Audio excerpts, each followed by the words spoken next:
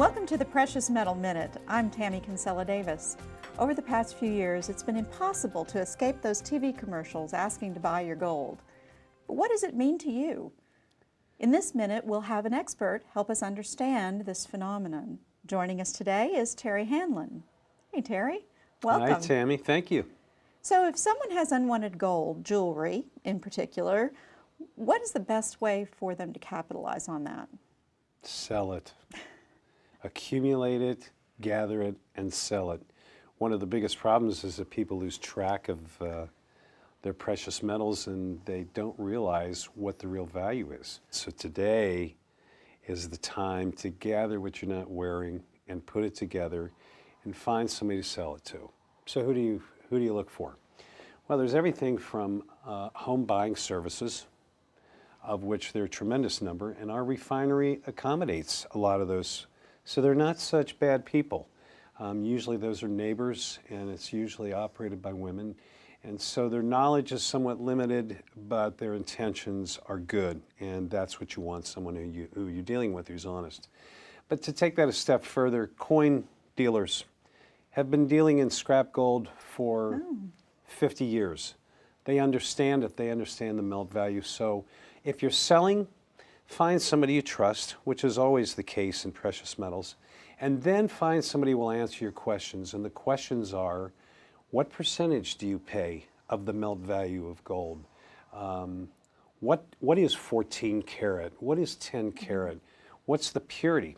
14 karat, for instance, is somewhere around 59% pure. Do a little homework and know a few things, then ask the questions and see what kind of answers you get, and you'll develop a comfort level about who's buying your metal.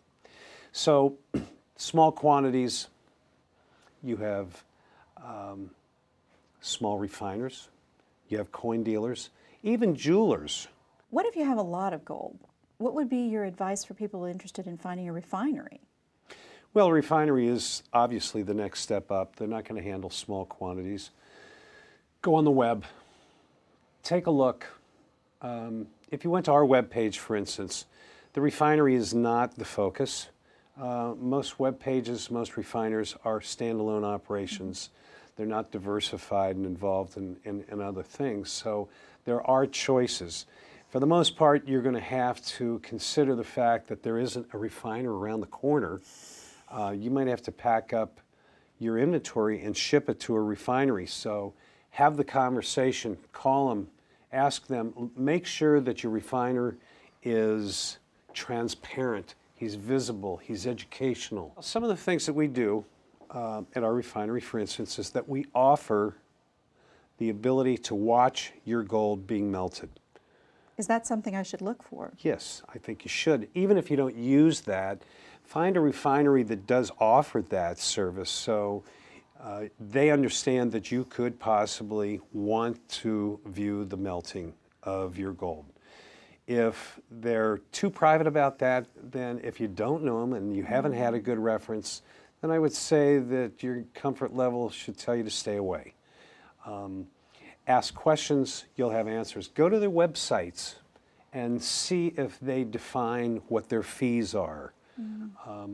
The more information and the more educational a refiner is willing to be, that's the safer route for you to take. Well, I certainly like the idea of watching my gold being refined. That it's makes me feel a lot more comfortable. Sure, it's a great choice, and even if you